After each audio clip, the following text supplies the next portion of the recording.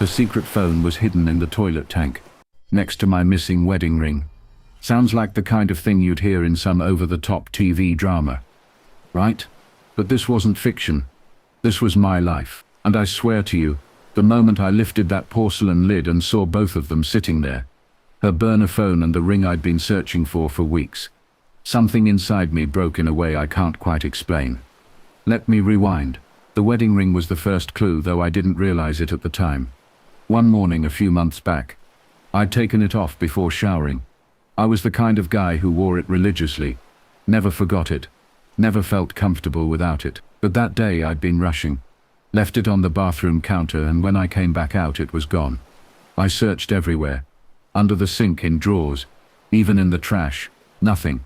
I asked her if she'd seen it, and she shook her head without even looking up from her phone. "You probably misplaced it," she said flatly. That was unlike her. Usually she'd help me look, laugh about how careless I was, maybe tease me for treating it like a relic. But this time, nothing. Almost like she was annoyed I even asked. I let it go reluctantly, but something about it nagged at me. Then there were the other signs. Late night trips to the bathroom, where she'd be gone for 20-30 minutes. I'd hear faint whispers through the door, like she was talking to herself. When I asked, she said she was scrolling TikTok, or needed space. Another time I walked past the bathroom and heard the toilet flush twice, even though she hadn't been in there long enough to, well, you know, none of it added up. But again, I pushed the doubts down. That's what you do when you're in love. You give the benefit of the doubt until there's no doubt left to give. The night it all came crashing down was ordinary, at least at first. She'd gone to bed early, claiming she had a headache. I stayed up watching some mindless TV, trying to unwind from a long day. Around midnight I got up to brush my teeth, and that's when I heard it. A faint buzzing. At first I thought it was an electric toothbrush, or maybe the pipes. But no, it was the unmistakable hum of a phone vibrating, and it was coming from the bathroom. I stepped inside, turned on the light and listened. The buzzing stopped. I opened drawers, checked behind the toilet, even lifted the bath mat. Nothing. But then I thought about those double flush. My hands were shaking as I lifted the lid off the toilet tank, and there it was, wrapped in a plastic bag, sitting right on the porcelain shelf inside, was a phone I'd never seen before, and right next to it, like some sick joke, was my wedding ring. I froze. My reflection in the bathroom mirror looked like a stranger, wide eyes, clenched jaw, face pale as if I'd seen a ghost. I pulled the phone out first, careful not to drop it, water dripping from the bag onto the tile. It was one of those cheap burner phones you get at gas stations, the kind with a basic keypad and no frills. Why would she need that when she already had the latest iPhone? My heart was pounding so loud, I thought it might wake her. I grabbed a towel, dried the phone, and pressed the power button. It lit up. No password. Just a list of recent texts. And that's when my stomach turned inside out. Messages from B. Lots of them. Flirty, intimate, explicit, promises of next time, references to hotels, even photos. The kind of photos you can't unsee once you've seen them. And right there, sandwiched between the filth, was a message from just 2 nights earlier. "He's asleep. I can talk for a bit. God, I wish I was with you instead." I swear my vision blurred. I had to steady myself against the sink. I scrolled further, desperate and terrified all at once, and then I saw it, her handwriting. She'd taken a photo of a handwritten note she'd left in our bedroom weeks earlier, one of those "I love you forever" type notes, and she sent it to him, with the caption, "See, even when I'm with him, I'm thinking of you." That's when I realized the ring wasn't just lost. She'd taken it. She'd hidden it with this phone. Why? To mock me. To symbolize what she was doing. To keep a piece of me stashed away with her lies. I don't know. All I know is, seeing those two things together, my ring and her secret phone, was like finding the body and the murder weapon in the same place. I didn't confront her right away. I couldn't. I was too stunned, too hollowed out. Instead, I put everything back the way I found it. Slid the phone into the bag, placed it next to the ring, lowered the lid. I brushed my teeth mechanically, climbed into bed beside her, and lay there awake until morning, staring at the ceiling. The next few days were torture. Every smile she gave me looked fake. Every touch felt like poison. I watched her move around the house and wondered how many lies lived under her skin. I wondered how long she'd been slipping away to send those messages, how many times I'd kissed her goodnight while she was dreaming about him. Finally, I couldn't take it anymore. One evening, when she was in the shower, I pulled the phone again. This time, I went deeper, scrolled back months. That's when I learned the truth. This hadn't been some fling. It had been going on for nearly a year. A year of him. A year of lies. A year of me sleeping next to someone who was already gone. There were receipts too, hotel bookings, under her name, Uber rides to addresses I didn't recognize, even a few screenshots of money transfers. She'd been paying for things helping him out, using our money. That was the moment rage finally overtook grief. When she came out of the shower, hair wet, humming like nothing was wrong. I was sitting on the bed with the phone in my hand, and the ring on the nightstand. "Lose something?" I asked. She froze, dropped her towel, stared at and in that silence before she even opened her mouth, I knew everything I needed to know. She didn't deny it, didn't scream, didn't even try to snatch the phone. She just sat down on the edge of the bed and whispered, "I never meant for you to find out." That single sentence hit harder than all the lies combined, because it wasn't. I never meant to hurt you. It wasn't. I made a mistake. It was. I never meant for you to find out. And that was when I realized the truth. She hadn't been sorry for what she'd done. She was only sorry that her hiding spot had failed. She sat there on the bed, dripping water onto the carpet, staring at the phone like it was a snake about to strike. I waited for her to say more, for some denial or excuse or maybe even a shred of honesty, but all she gave me was that one line. "I never meant for you to find out." I laughed. I couldn't help it. Not a happy laugh, not even a bitter one. Just this broken sound that came from deep in my chest, because in that moment, everything I thought I knew about her shattered. It wasn't the affair itself that destroyed me. It was the clarity that she'd been living a double life, and the only thing she regretted was losing control of the script. "How long?" I asked, my voice flat.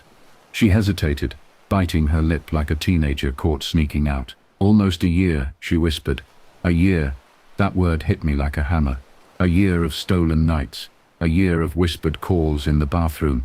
A year of me wondering why she seemed distant while she was pouring herself into someone else. "Why hide my ring with the phone?" I asked. "Why?" There. She swallowed hard, eyes darting everywhere, but at me. Because I felt guilty. Every time I saw your ring, I felt like I was cheating more. I couldn't look at it, so I hid it. "You hid me," I said, my voice cracking. "You hid our marriage in a toilet tank." She started crying then, but I didn't believe it. Not anymore. Tears had become just another tool in her kit, another way to manipulate. I set the phone down, picked up the ring, and rolled it between my fingers. I didn't put it back on, I just held it, wondering how a piece of metal could mean so much one day, and feel like nothing the next. The fight that followed wasn't dramatic. No screaming, no throwing things, no cops called, just a slow unraveling. I asked questions. She gave half answers. I pushed. She dodged. Eventually she admitted the side guy wasn't just some fling. He was someone she thought she might actually love. Someone she said got her in ways I didn't. "Then why stay?" I asked, genuinely confused. "Because of security," she said. "Because you're stable. Because you're good to me." Stable, good, reliable. I wasn't her husband. I was her safety net. And he was her excitement, her escape. I don't know which role was worse. Over the next few days, everything unraveled. She moved into the guest room. We ate meals in silence. At night I'd lie awake listening for the sound of the toilet flushing twice, wondering if she was still trying to contact him even under my nose. I checked the tank again and again, but the phone was gone. She'd moved it somewhere else. Or maybe she was bold enough to keep it in her pocket now since the truth was out. Eventually I contacted a lawyer. Sitting in that office, explaining why I wanted a separation, felt surreal. I told him about the phone, the messages, the ring. He just nodded, like he'd heard it all before. Maybe he had. Maybe my life wasn't as unique a disaster as it felt. But for me, it was everything. When I finally told my family, their reactions were like mirrors of my own emotions. My mom cried, whispering about how she'd always suspected something was wrong. My dad clenched his fists and muttered, "You deserve better." My sister swore if she ever saw my wife again, she'd make sure she regretted it. Their support helped, but it didn't heal, because the wound wasn't just about betrayal, it was about identity. I wasn't just losing her, I was losing the man I thought I was in her eyes. One night, about a week after everything came out, I did something reckless. I called the number on the burner phone. I don't know what I expected. Maybe voicemail, maybe him hanging up immediately, but he answered. "Hello?" His voice was calm, almost casual. "This is her husband," I said, my throat tight. Silence on the other end. Then a sigh. "I figured you'd find out eventually." The arrogance in his tone lit a fire in me. "Do you know what she's done? Do you know she gave me a letter she copied word for word from your messages? Do you know she hid my wedding ring with the phone she used to talk to you?" He chuckled. Actually chuckled. "Sounds like you've got bigger problems than me, buddy." I hung up before I did something I couldn't take back. My hands were shaking, my chest tight. In that moment, I realized something important. He wasn't the enemy, she was. He was just the symptom. She was the disease. After that call, I stopped looking for answers from her. I stopped asking questions, stopped hoping for apologies that meant something. Instead, I focused on myself, therapy, friends, long drives with the windows down, just to feel like I could breathe again. The divorce process was ugly, as they always are. She wanted the house. I fought for it. Not because I loved the place, but because I refused to let her taint every memory I'd built there. We went back and forth through lawyers, money draining out of both of us, until finally, she moved out. Watching her carry boxes out the front door felt surreal. This was the woman I'd thought I'd grow old with, and now she was leaving with nothing but lies in her suitcase. I won't lie, it took me months to feel human again. Every time I closed my eyes, I saw that toilet tank, that secret phone, that ring glinting in the water like a ghost of my marriage. I saw the messages, the photos, the proof that love can be counterfeited so easily. But slowly, I started to heal. I realized something crucial. Betrayal doesn't define me. It defines her. She chose lies. She chose deceit. She chose to hide me away like something shameful. That's on her, not me. Now when people ask me why my marriage ended, I don't tell them the whole story. I don't mention the toilet tank, or the burner phone, or the missing ring. I just say, she lied. I found out. That's enough.